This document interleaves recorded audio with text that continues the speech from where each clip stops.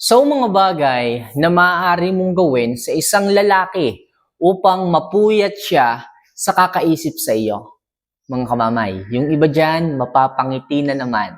Yung iba dyan, kinikilig kasi excited na silang subukan itong ganitong klase ng tips and advice para sa ganon, sila na yung kapuyatan ng isang lalaki sa pag-iisip sa kanila.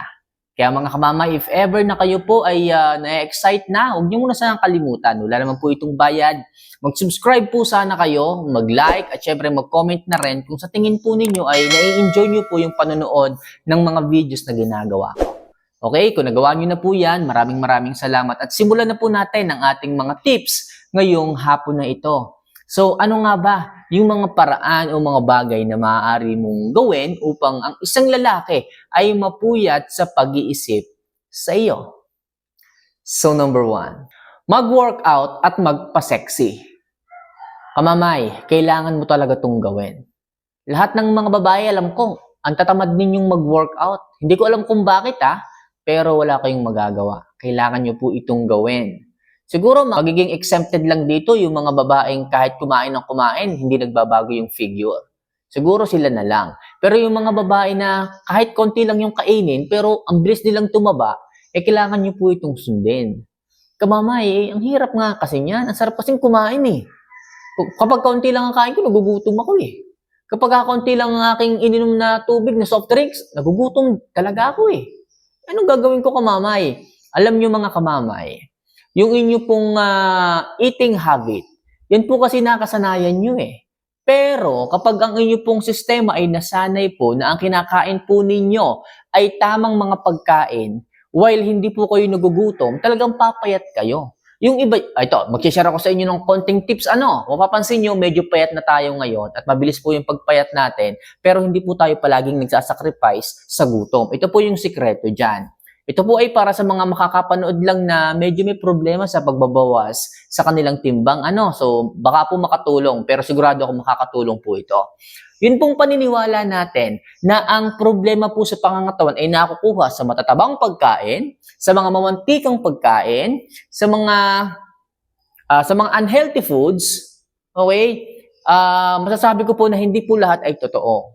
Okay? So, kamamay, ano ba ang tamang pagkain na maaari kong kainin para ako ay pumayat? Ang kailangan nyo pong kainin dyan, mag-focus po kayo sa mga red meats. Laman ng baboy, kahit yung taba, wala pong problema dyan. Karne ng baka, karne ng tupa, karne ng manok, isda, seafoods, lahat po ng yan po ang superfoods na kailangan ng pangangatawan. Ang gulay, recommend ko sa inyo konti lang. Kasi pag nasobrahan din po kayo ng dami ng gulay, akala nung iba maganda yung gulay. Para sa akin, hindi po maganda yung gulay pag nasobrahan. Yan po ay carbs. Lahat po ng carbs na ini-intake ninyo, pinapasok sa katawan, yan po ay nag-i-store at nagiging sugar kalaunan. Okay? Yan po ang aking paniniwala. At base po sa aking paniniwala at sumunod po ako dyan, nakita ko naman po ang nangyari sa aking pangangatawan. Naging maayos, pumayat po ako, nawala na po yung aking tiyan. Kasi po, ang ating pong katawan, pag yan po ay lumalaki po ang ating tiyan, ibig sabihin, nag-i-store po tayo ng fats. At yung pong fats na yun, pag na-store po na-store ng matagal na panahon, lumaki po tayo ng lumaki, yung bilbil natin nagiging 3. So, kalaunan, magkakaroon po tayo ng mataas na blood sugar. At yun po ay hindi maganda. Kasi po, pag meron po tayong mataas na blood sugar, nagpa-fluctuate po ang ating dugo. Pag po nag-fluctuate ang ating dugo, tataas baba po ang ating blood pressure. Pag po tumataas bumababa, ibig sabihin, hindi po maayos yung flow ng ating dugo. Ibig sabihin, baka po tayo magkasakit. O baka po tayo ay magkaroon ng iba't ibang sakit sa pangangatawan. Kaya po ngayon, nung nagkaroon po ako ng maayos na lifestyle, na kinakain, ng iniinom, maayos na po ang aking kalusugan. Hindi ko naman sinabing nagkasakit ako. Akin lang pong iniiwasan yung mga pagkain na hindi tama. Okay? So, yun lang po muna. So, ano po yung pangalawa na tips para sa ganun, isipin ka ng isang lalaki? Huwag ka masyadong magbigay ng sobrang oras sa kanya. Yes, mga kamamay. Sa paraang ito, iisipin ka ng isang lalaki. Bakit naman kamamay? Hindi na nga ako naglaan ng oras, baka mamaya mainis sa akin yun. Baka mamaya magtampo sa akin yun, baka sabihin nun, hindi ko na siya naalala. Hindi po. Kung kayo po ay totoong mahal, kung kayo po ay mayroong space sa puso ng isang lalaki, hindi po niya maiisip yon. Instead, mamimiss ka niya, hahanapin ka niya. Okay? Talagang gagawa siya ng effort para makausap ka lang niya. Ganyan po ang totoong lalaking nagmamahal sa inyo. Yung lalaking meron kang espasyo sa puso niya. Kailangan huwag kang magparamdam palagi, huwag kang maglaan ng masyadong maraming oras. Kasi po, kabaliktaran po ang nangyayari. Yung iniisip po ng iba na kailangan kong magparamdam, kailangan kong mag-chat palagi, kailangan palagi kami magkausap, minuminuto, oras-oras, kailangan ko siyang tawagan, video call. Okay? So, hindi po nakakatulong yon. Lalo po kayong iiwanan ng isang lalaki, lalo po kayong kasusurahan ng isang lalaki, kananawaan o katatabangan ng isang lalaki kapag kaganyan. Bakit po? Masyado kayong maraming oras. Mauumay po, mananawa po ang isang lalaki kapag kaganyan. Hindi niyo po siya binibigyan ng time para hanapin kayo, mamiss kayo. Kaya ako nagsasabi sa inyo, huwag masyadong maraming oras ang ibigay ninyo sa isang lalaki para mapuyat sa pag-iisip sa inyo ang mga yan. So next, piliing alagaan at mag-ayos ng sarili. Yes, mga kamamay, lagi niyo pong uunahin ang inyong sarili. Alagaan, okay? Ayusin. Kung kayo, nakikita nyo, tumataba na nga kayo. Bakit hindi nyo pa ayusin? Alagaan ang sarili ninyo. Mag-workout kayo, mag-jogging kayo. Ganun na ba kalaki ang oras na makukonsume ninyo pag nag-exercise kayo? Para sa inyo rin naman yan. Mga mamaya, kung kailan na huli ang lahat, mataba ka na, matanda ka na, saka mo pa gagawin yung pag-workout and exercise. Kung kailan na stroke ka na, wag naman. Saka mo pa naiisipan yan. Saka mo pa maiisip yun. Saka ka pa nagsisisi ngayon. Dapat pala. Nakinig ako kay mamay noon. Dapat pala, nag-jogging na ako eh. Dapat pala, nagsumba na ako noon eh. Niyayaya ko na yung kaibigan ko. Hindi lang sumama sa akin. Tinamad na rin ako. Mga kamamay, kung willing po kayo na i-improve ang inyong sarili, kahit wala kayong kasama, gagawin niyo po yun.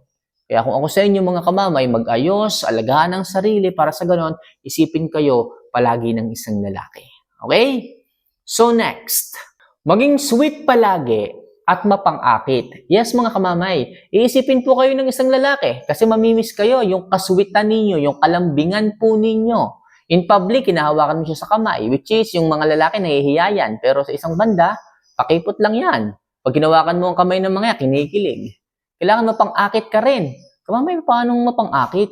Siyempre, pwede mo ring palaging ipuyod ang buhok mo. Pag nakikita kasi ng lalaki, yung ganitong batok po ninyo, wag lang merong mga choco na batok or buni dyan, nakaka-attract po yun ng lalaki. Nakaka-attract po yun ng atensyon ng isang lalaki, lalo't maputi ang inyong batok na ganito, tapos medyo balbon, nakaka-attract po yun. Kaysa dun sa mga babaeng laging nakalugoy ang buhok, tapos pawisan-pawisan. So, inyo pong ipuyod madalas ang inyong mga buhok, then maging kaakit-akit din po ang inyong kasuotan. Kailangan magsuot kayo ng mga bagay sa inyo, yung mga fitted, okay? Kahit hindi masyadong kita yung mga cleavage ninyo, pwede pa rin kayong maging mapang-akit sa mga mata ng isang lalaki. Wag lang yung suot ninyo para kayong alam mo yung naka-t-shirt kayo na ang laki-laki hanggang dito yung manggas. Tapos oversize pa, halos hanggang dito na sa may tuhod ang haba.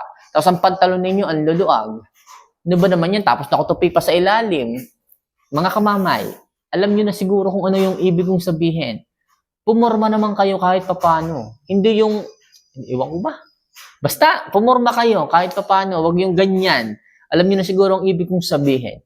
Makakatulong po yun. Maging mapang-akit at syempre, maging sweet palagi. Makakatulong yan para lagi kang isipin ng isang lalaki. So next, mag-explore pagdating sa kama.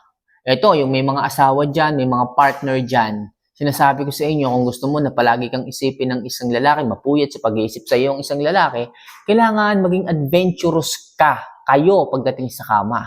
Hindi yung palagi kayong nagiging tuod. Gusto mo, lagi kang nakahiga, you are looking only on the roof. Naghihintay ng patak ng ulan. Ano ba naman yan? Kumilos kayo. Wag lang yung maghihintay kayo ng dilig. Gumawa kayo. Okay, mag-effort kayo. Kung mayroon kayong mga gustong gawin ninyo. Huwag kayong mahiya. Pag-usapan ninyo yan. Pag nakita ng isang lalaki na masyado kang excited sa mga bagay-bagay, masyado kang adventurous sa mga bagay-bagay, marami kang gustong subukan, hindi ka boring, doon ka iisipin ng isang lalaki. Okay, halimbawa, after a month, magkikita ulit kayo, so nagiging malikot ang isipan ng isang lalaki at nagiging excited siya sa pagkikita ninyo sapagkat bibo ka pagdating sa ganyan. Hindi kayong tuod. Kasi pag tuod, nakakaumay. Yung lalaki na lang ang gumawa ng lahat, tapos di ka pa marunong, ang edad-edad mo na, wala ka pang alam. Mga girls, di ko sinasabi na nasa edad ang kagalingan, pero syempre naman, dapat maging mature din kayo pagdating sa mga ganyang bagay. Maging adventurous, mag-explore kayo. Wala nang ibang gagawa niyan para sa inyo eh. Kailangan i-satisfied ninyo ang isang lalaki para lagi kayong maging laman ng utak ng mga yan, ng isip ng mga yan, lagi kayong isipin. Okay? So maging adventurous, mag-explore pagdating sa kama. And last, practicein ang pambibitin.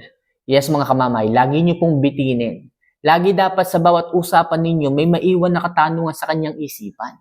Maiwan na nakakabiting topic sa inyong bawat end of conversation. Ganun ang diskarte ng ibang mga babae, kaya lagi silang iniisip. Na-excite tuloy ang isang lalaki sa susunod nilang pagkikita kapag mayroong katanungan na nakahang sa isipan ng isang lalaki. Mamaya, anong ibig mong sabihin? Anong ibig mong sabihin ganyan? Hindi ko yata magets Okay, para maging maliwanag sa inyo, ganito ang halimbawa. Mga girls, pakinggan nyo ako. Kung gusto nyo na isipin kayo kahit, ibig sabihin kahit gabing-gabi na, magpapaalam ka na, sabihin mo sa kanya minsan na ganito.